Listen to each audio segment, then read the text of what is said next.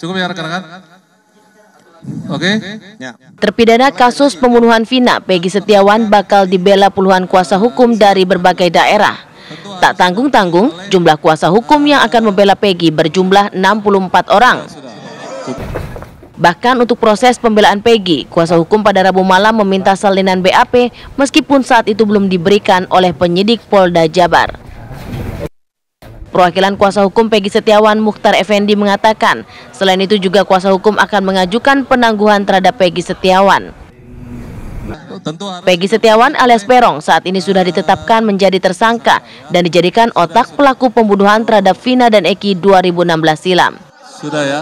Bahkan Peggy pun terancam hukuman mati atau seumur hidup maksimal 20 tahun penjara karena melanggar pasal perlindungan anak dan pembunuhan berencana. Silakan.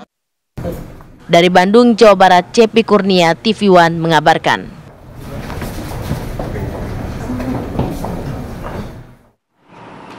Langsung saja kita bahas tema dialog kami yang kedua mengenai ramai-ramai ada 64 pengacara yang akan siap membela Peggy Setiawan. Sudah hadir bersama kami di studio Mayor TNI Purnawirawan Marwan Iswandi selaku perwakilan 64 pengacara dari Peggy Setiawan. Selamat pagi Bang Marwan. Selamat pagi Bang Marwan. Sehat ya Bang ya? Pagi, Mbak. Oke. Kemudian juga sudah bergabung bersama kami melalui Zoom ada Komjen Purnawirawan Ito Sumardi, Kabar Reskrim Polri periode 2009 hingga 2011. Selamat pagi Pak Ito. Pagi Pak Ito, Assalamualaikum. Pagi Mbak Rati, selamat pagi Mbak Syara. Baik, saya izin Pak Ito ke Bang Marwan terlebih dahulu. Bang Marwan, ini sebenarnya apa yang menjadi dasar dari 64 pengacara ini ramai-ramai siap membela Peggy Setiawan? Baik, terima kasih Mbak ya. Sebenarnya ini kasus yang sangat unik Mbak ya.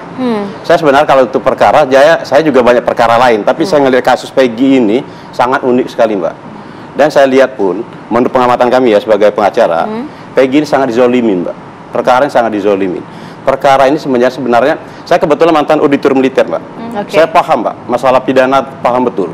Maksud saya, kenapa enggak ini kalau memang penyidiknya profesional, kita bicara profesional Mbak, seharusnya di sini dikatakan kalau saya lihat si Peggy ini dikatakan dalang pembunuhannya kan? Kalau dalang perannya apa? Ya, perannya apa? Apakah dia menusuk waktu itu? Kalau dia menusuk, mana senjatanya? Nah, senjatanya tersebut apakah penyidik sudah melihat belum ada sidik jarinya? Kan nggak ada. Apakah itu nantinya akan didalami nggak Mas ya di persidangan?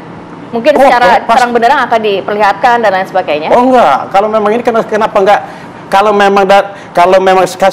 saya lihat Mbak dalam perkara ini saya lihat ini menurut saya Mbak sebagai penasihat hukum ini penyidik pun ragu dalam perkara ini. Tapi kan penetapan DPO hingga akhirnya terjadi penangkapan itu karena alat buktinya sudah cukup begitu Bang Marwan. Nah, setuju Mbak. Kalau Mbak katakan itu sudah bukti lengkap, kenapa 2 orang dianulir? 2 orang kan tidak diberikan ada. Itu satu Mbak. Yang kedua untuk kasus Peggy ini, menurut saya ini Mbak ya.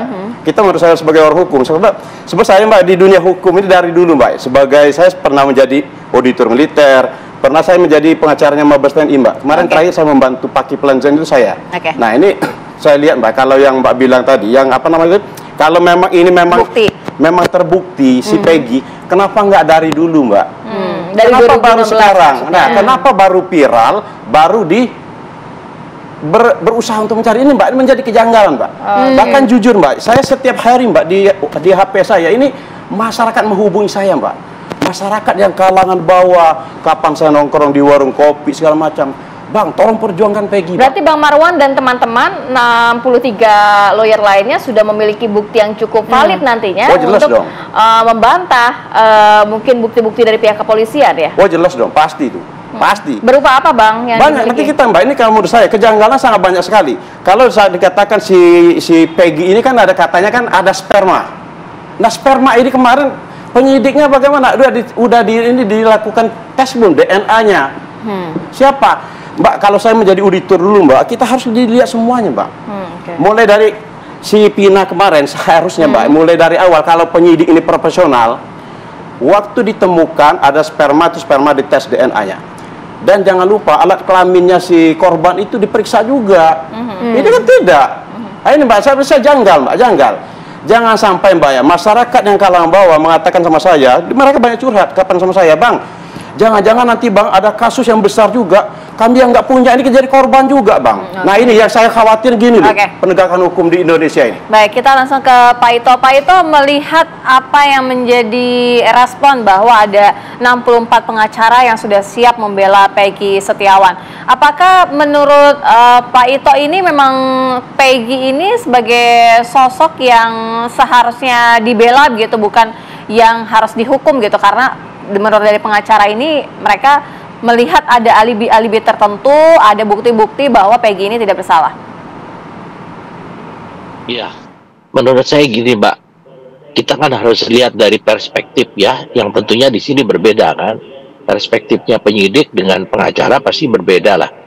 Kalau berapa banyak pun pengacara itu yang akan membela, pada akhirnya adalah proses hukum juga yang akan menentukan seseorang itu bersalah atau tidak.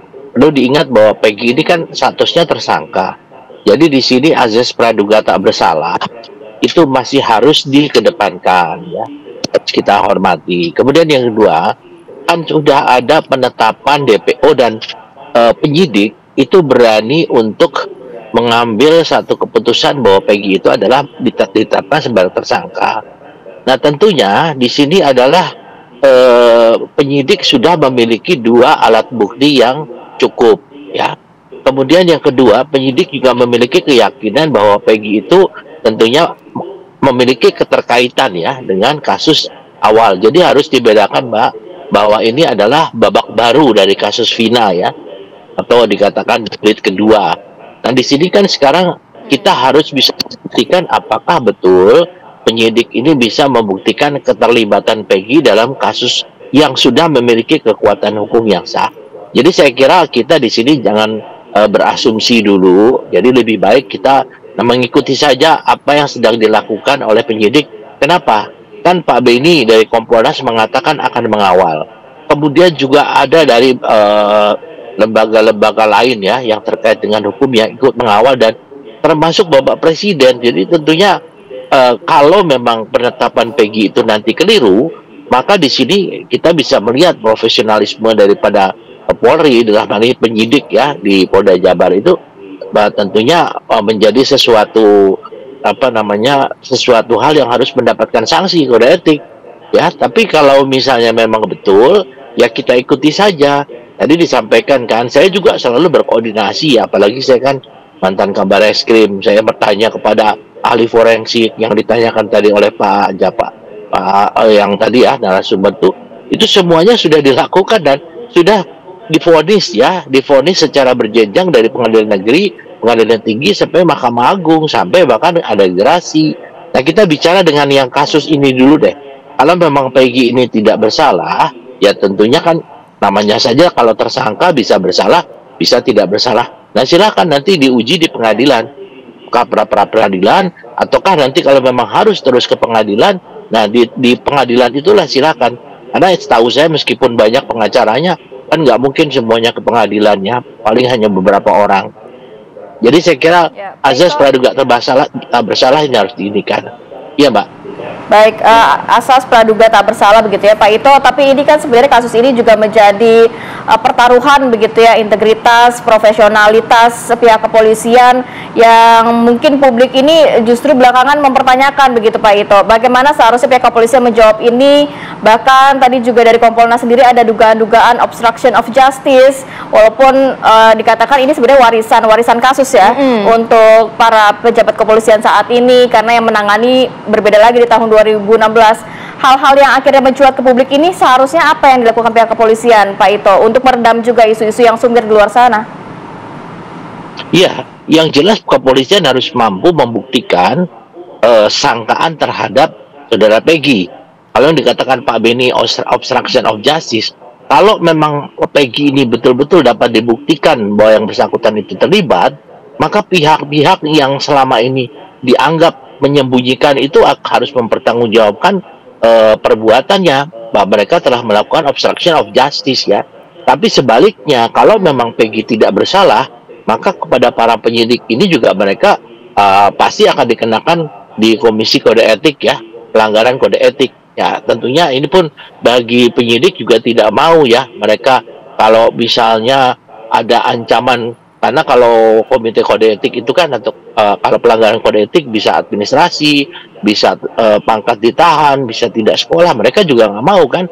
Jadi saya kira mungkin penyidik sudah yakin bahwa ini adalah Peggy terlibat, dan penyidik sudah yakin juga bahwa 2 DPO yang lainnya itu adalah sampai saat ini masih kabur ya, atau masih belum bisa dibuktikan apakah ada atau tidak, meskipun sudah disampaikan bahwa itu fiktif.